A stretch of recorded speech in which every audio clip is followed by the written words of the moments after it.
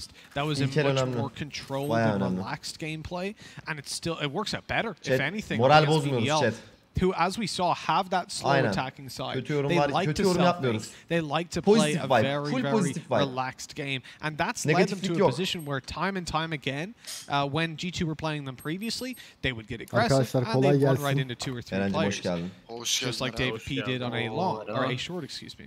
Now, in this game, they came with a more controlled thing. Herif 18 vurmuş oğlum ilk yarıda ya. Mixwell barely even getting involved. This game is all artist. He is 18 kills on the board in the first half. His next teammate has 8th, James. That's ridiculous. Helal lan helal. Oğlum çok iyi be. Aslan's there as well. They've gone super aggressive on the pistol round. And G2 hak don't ettik, know bu what meta hak hit ettik us. amına Mitch, I koyayım said to ya. you, I want to see BBL gebertin through şunu some amına koyayım, aggression. şov Well, that's yapmasın ya. exactly what they've done on the defensive side. But they're walking into David B one by one. He has used his one heal though. He's still got to slow up. 35 seconds. And his heal will come back, but he's already at 100 health. He's walked away with 2 kills. They do need to be careful. The Sage is still up, but their Sober is very low. He has to be able to get the spike at the same time. It's not impossible for David P to do. But what I would like to see him do right now is reload. Yes, with 7 bullets and the fact that his opponents have probably grouped up into a 3-man army, it is definitely time to reload. He's going to start making a move in towards C long to pick up that spike, conscious there could be a player around absolutely any corner. And the key thing about BBL's approach is that they've got 3 players garage, right? So quick response to C or B, depending on where the spike is attempted to be planted, and the camera on A. And that's huge. And the camera only has to worry about short because of the tripwire. He's about to run right on into 1. There's a free kill. Barely any damage. No damage taken. Nice. He thought he had to heal. Even he was questioning how he got away with that one without taking a shot. And if he didn't, had the gun out. Orospu çocuğu ayaküstü 4 And 67 we go BBL. Hemen böyle. Herif sağlam David P. But phenomenal aggression from start to finish there for BBL. I just got scared, like you said, right, when they went 1 by 1 just then into David P. Just imagine if he just took the kill here and then held back instead. He thought about healing, realized I made a great error, went for the 360. But it was a 360, then bullets in the back of his head. Didn't even get the full turn going üçünün de aynı yerde olmasını 7-6 beklemiyor. Bir pistol for BBL. Double door'da işte. G2. İşte ilk niye They might have been met with aggression now. Onu anlamadım. Heyecan işte oğlum. Nice oğlum. Keep it going. Var bir kili daha var. The first one. Artist though continues to do the damage and pick up these kills. But against these type of weapons of limited way to attack back, he's going to have to be the aggressor in this situation. 3 ve 3. I mean, they are completely trapped. You can see they're looking for a way out with the camera going towards the hall, trying to open up C, get some info so they can swing. But they've spread back. They've got a little bit of control towards top mid. Now, there is a tripwire here. No doubt it'll be spotted with how slowly they're playing. Give it a second. There we go. And the movement forward immediately afterwards because the notification's out that that trip has been trapped. Lego yakaladın oğlum. Yakaladın oğlum. This is dangerous. Yakaladı. Right up behind them. He triggers not there, but it's an easy çok güzel double. olsun lan. And although he Çok can't güzel. manage to finish them off on the final player, he leaves with literally 12 health. He'll get a notification if they decide to push him, so that's at least a spike plant. But winning this one, I mean, hats off if he does. Well, he does have the bulldog. Nice! He doesn't have the health straight away. Wide swing, no problem at all for Aslan. And now we're up at 8 rounds for BBL. 2 in a row wasn't really a problem for him. Did look a bit scary at one point. If that push had come through and they hadn't been found by Lego, there might have been a chance for G2. 60k izleniyoruz ha.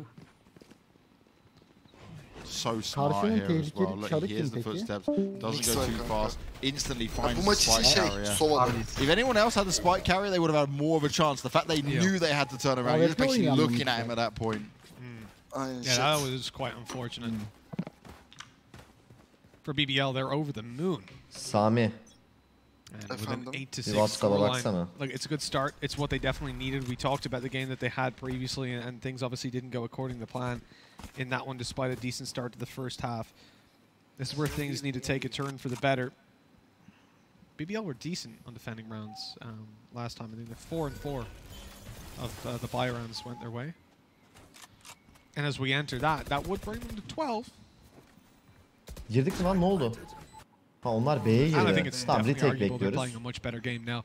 You probably put it down to the lack of the raise that they've got. I know I said I wanted to see it. That's more so just based on repeating the insane performance Aslan had with it, even though this isn't the map where typically a raise thrives. Some info var. Mixwell still landing the kills though, even though he was spotted out. Koru. This is not looking good for BBL. They can't find their way in. CNED will pick up one at least with the operator, but he needs to get a hell of a lot more done. He falls at the hands of Dave. Nice one. And Panatek will come in to seal the deal with a kill. Ulan dedim aslan mı vuruyor bana koyayım? Abi Lot çok more takıldı convincing ya. than any of their previous rounds. They need to keep this going. Keep your foot on the pedal and keep moving forward.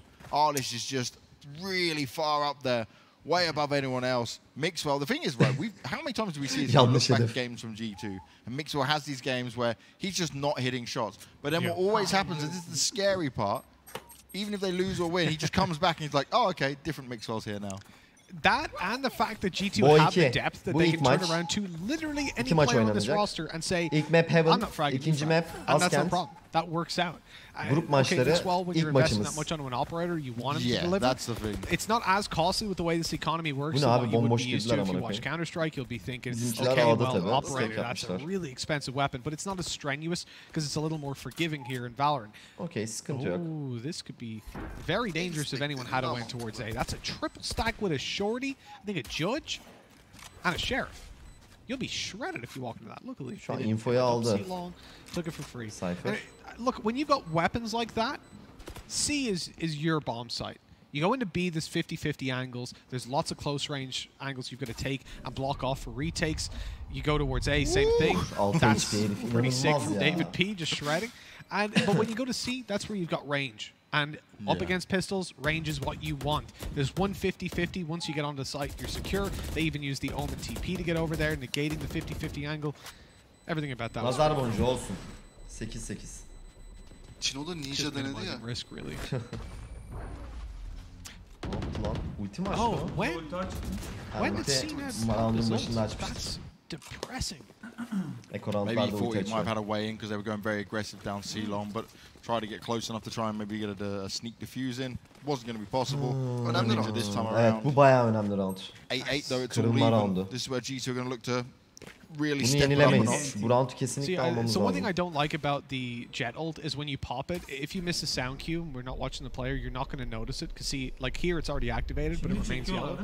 So like CNET's wasted that. Now I get it, when you're on pistols, that's the benefit of it. It's a free rifle, basically, right? 5-bullet rifle that reloads automatically. If you manage to get a kill with that, or they push the right side, it can be very good. Yerleştiler. Hızlı oynuyorlar ya. Sometimes it's just wasted. Güzel I drone. prefer it right when you don't have the money, or you Gördük, maybe have güzel. the force buy, and then you get your ya.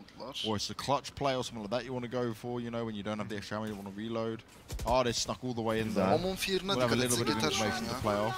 Wow. Ult's going to be used. Rus çok iyi oğlum. Helal Rus. Not able to connect too far just yet. Ross found the opening kill though. They're trying to push back around. David P's up to his old tricks again. And this is brilliant from G2. One by one, BBL are falling. And they could not get it going. They tried to defend, but there was too much going on around them. There was, James. It's happening everywhere. And for G2 at the moment, locking down A. I mean, look at this. Their post plant, they're just leaving. They're like, yeah, he's not going to come for this. Just Aslan. Don't worry about it. This is the time we all have a chance. He's got 2 smokes still. He could get in there and get the defuse on. The problem is it's not for free. Yeah. He's got that Phantom in hand. That could be very valuable. I don't think they've got a lot of money for the next round because obviously they ecoed and then they semi-forced. And then this was their buy round. So realistically, you should just be saving this Phantom. But it's a shame because if he double dropped smokes, I think he had a pretty good shot of actually just diving down, starting the defuse and maybe izin verdiğimiz zaman evet, bir kişi entry'e çıkmadı bence. If he went for it, I'd call him an idiot. So. Evet, entry falan denememiz lazım yani. Finally in the lead though, for the first time throughout this game, G2 managed to get their 9th on the board. They're going to force BBL onto this low buy, only the saved Phantom and pistols alongside it. Yeah. I mean, ideally, they're not going to be buying a whole lot. You could potentially see, like, CNET on a Sheriff, obviously not a fan of going in for the shorty plays. we've actually got a Marshal on Kero to look for the long-range duel straight down C long. Presumably, so I sort of like this 3-man stack towards the C side because you've got a Cypher. If they spot Cypher, they'll probably presume he's alone. Or possibly, maybe that's the kind of thing they're trying to sell. But in fact, he'd have a Phantom backing him up and a player in garage. A'ya girecekler. Right on the edge here with a frenzy. Close range, it could get a kill like that, but Mixwell too fast on the trigger. Get out of my way. Mixwell pushes through very aggressively, then uses the updrift. Ne kadar düşürürsek okey ya. Çok iyi kör lan. Way through. That's going to blind pretty much all of them, but not Patatek because he teleported just in time. I think he still was actually paranoid, but luckily he could see close to him. Oh, that's a whip and a half! But Kero, luckily, only good for one. As double digits are hit for G2, they continue to stroll towards their scoreline of 13, where they want to be and where BBL have so far struggled to stop them. Matter of fact, James, I look back at some of the older games from G2, and whenever they've had the Omen instead of the Brimstone, it's been a 100% win rate the whole time, not just the last 5 in a row. So, looks like Brim was the problem. Oğlum ne maçları döndürdük amına koyayım. Dün 10'a 2 maçı döndürdük ya. You do see it though in the entries that they have. BBL alsa kırılacak state. I mean, that's why they obviously swapped to him. They tried Omen way back before that update. He was all right. I mean, he had some decent depth to him, but now with the paranoia the way it is, it's huge. If you enter towards one of these sites, you're guaranteed the players are going to be blind on a certain angle. Bak gene bak bu Sage sürekli midi kovalıyor. Ne yapıyor lan? David P. Trap'e takıldı. Ulan şu ölse çok iyi olur biliyor musun? Ultisi de var. Luckily stays alive. No one was able to push him. G2 are trying to work their way across. Now real fast Artist wants to push it. He's on top of it. Helal Kero, helal lan. This is a huge lockdown coming in for BBL. Ona da Rus. Çok güzel bir oldu be. Helal oğlum. Çok güzel be. 9th round secured and BBL will not allow G2 to stretch their legs too far. Staying right on their toes, just 1 round behind. Bu roundu alırsak ekolar mı? Absolutely everything to play for within this. Paraları iyiydi ya. Yok kanka ya, full 9 saydı adamların hepsi. Bir 2 round daha almamız lazım galiba. Ya herifler taba basmıyorlar ya, ekonomi göremiyoruz kanka. Evet ya. Ne biçim maçı sunuyorsunuz abicim siz? Hah. Be a buy from both sides either way. Kanka. Bir şey diyeyim mi? Bu round'dan sonra adam 2 round. Gene alırlar, gene alırlar 2 round. Bizim sıkıntı Semih var lan bir kilin. Quite a lot to play with. I mean, both teams have the exact same ults online. You get a little bit of info gathering. I think it's most valuable really for G2 if they can find an opening pick to immediately realize where the defense is. Yeah. And a lot of the time that's going to give you the idea to just fast push a site. You know what agent you're facing, so you know what abilities you're going to be coming up against. Although at this point, I think you probably have a pretty good read of where your opponents are. Helal lan Cino. Helal lan Çok güzel ki. CNED is now. Çok güzel bir olay. Not quite working out as CNED gets a double. Mixwell eliminated. Eventually goes back just to... Ne yapıyor manyak? Just to get him out, but that was unfortunate. It faded the Omen when just as he went to go. Nice oğlum, güzel trade. Bittiler, saçmalıyorlar şu an ya. 4v1. Çok Very güzel, difficult çok güzel. situation for Pith. Bunu da öldürürsek süper olur aslında. Ekonomi şey yapmayalım ya. Even though CNED was unable to Bizim daha kötü ama ya. Salsınlar. Evet, o da var. Bizim de lockdown and kötü. they tried to push up into his position. Güzel 10-10. Hadi. Easy topladık biz kanka. Silah düşürmedik bak fazla. Bu map çok önemli. Bu map alsak süper olur I'll be ya. honest. He's waiting and hoping they'll make a mistake and ideally trying to hold on to his weapon. Askent. Or the timing on this. Aslan has just missed him. Aslan'ı galiba. Ah bir baksana. But he's not pushing out. He's not getting too greedy and aggressive. He's going to wait it back for now. Kumlu değil diğeri işte. Kumlu değil diğeri mi? O split oğlum. Just dancing around each other. Askent en son yeni gelen. There we go. Spotted eventually. That allows his teammates to come through and look to finish him off. Yat lan aşağı. Ne yapıyorsun amına koyayım? Pith went into his death. Bu map'i biz seçtik Erdal abi. Bu map bizim map'imiz, onların map'i Askent. Trying to find his way in. Hey, double digits for BBL. This is definitely doable. Those 2 rounds in a row restore a lot of faith. We're going to see the full buy for G2, but it's not about the weapons anymore. It's not about the ultimates that they've got, because at that they're at a disadvantage. It's all comes down to ekolar ya. Are they able to win this round? Ekolar, light çekerler dediğin gibi. Even then, there will be enough money for BBL to get a buy. 12'yi vermemek için force buy gelecek. That's the benefit for CNED. He doesn't actually need a weapon in the next round. Yok ya light çekerler her türlü. This is quite a difficult 12-10 for G2 if they are to make it there. Hiç belli olmuyor da bu oyunda adam çekiyor light'ı 2 tane atıyor gelip. The spot's going to be found for now. Çok güzel shot dart lan. Aa yemedi. Lego trying to get the shot darks off, but it's not going to work just yet. Aslan vurdun oğlum ona. Spot at least to find this push coming through, but Panatek, he lands the headshot. Great timing coming in there. The ult goes through. Kiro's trying to avoid it. He's able to get away. He's straight away done. Piv gonna go find their positions. He's gonna understand exactly how close they might be. G2 know they want to get this down. Kaldırmayacak bence. They've only lost their Omen so far. Spike's gonna be planted. And we saw the ult orb was straight away picked up there after Artist has used his on himself. So he's gonna try and regain that as much as possible. He's picking up plenty of kills throughout the game. Koruyacağız mı? Aynen. Koruyacağız ya. Well, with the time taken away, I don't think there's any chance you're really going to be going in for this, James, are you? So it makes sense. I'm down with this decision making. Yeah, it has to be the save. BBL 11-10 down. We mentioned they've got the ability to buy up in the next, and I think had this been even a 2v4, they probably would have went for it just because of how the economy's sitting. If they've got someone actively looking at that, which I'd imagine one of the 3 boys left is doing. And so for BBL, it's a shame that they couldn't find anything in the entry, but that's realistically what happens, right? If you allow a team to walk in, triple dominate those aim duels, get a spike plant, you don't deserve a chance back into that most of the time, like you've already messed it up. And so this is really it at this point because they're investing so much. I'm curious to see if CNED continues using the operator in this round, or if it's going to be the ultimate, and indeed, obviously, continuing to use it. They're going to invest fully into it.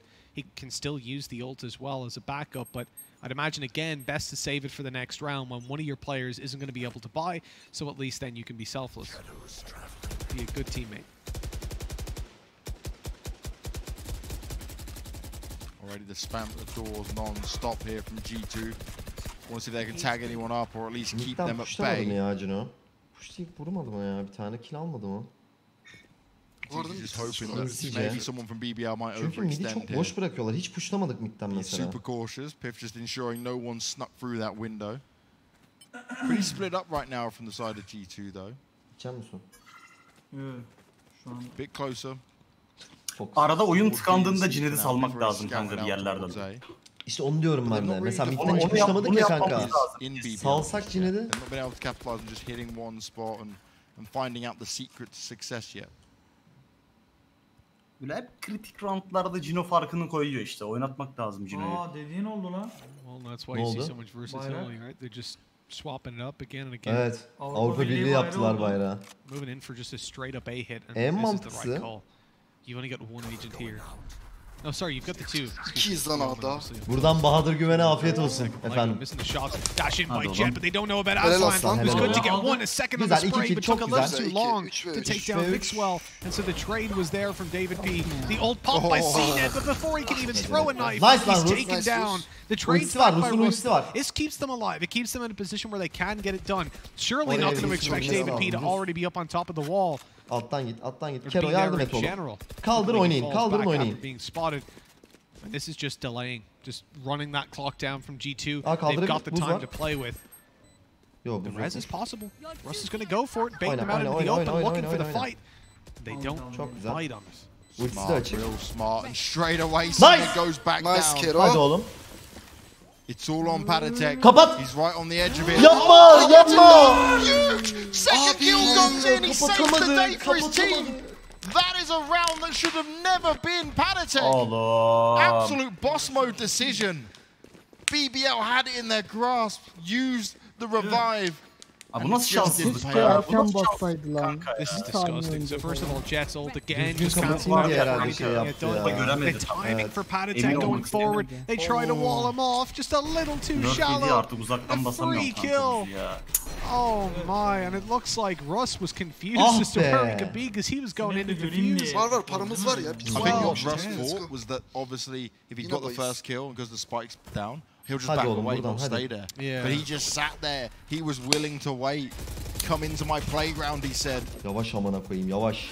That's ridiculous. Honestly ridiculous. G2 now in a spot where at 12-10, Losing this map is unlikely. We talked about their win percentage when it comes to attacking rounds. 90% when they start here out of 5 games. That wall again, a little bit too late. Already in there, Mixwell's ready to take a fight. It looks like they might be aware of that due to the spams, but it doesn't matter. Patatek and David P opening up these fights, leaving CNED on 1 health. And with time running down, still 50 on the clock. There's no pressure for G2. There's no issues whatsoever. Mixwell caught off guard, still comes out on top. Looking for a flawless final round until Patatek falls, but at least he gets the info. Oh, Mixwell. Yeah, just putting the knife into him at the end, just to say, do you know what? You may have made it close, but you only got 1 more round compared to the last time. Bence de bayağı iyiydi ya. Gerçekten. It started to look scary for him, Mitch. I'll be honest. I was thinking, could this be going against them, especially after Ardis's hard work. O round kırılma anıydı ya. Yarım saniye önce atsa o buzu kanka. Timing olan yeri diyorsun.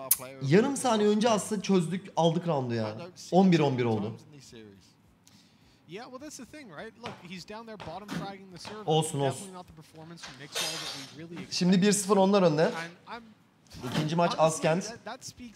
Onların map'i.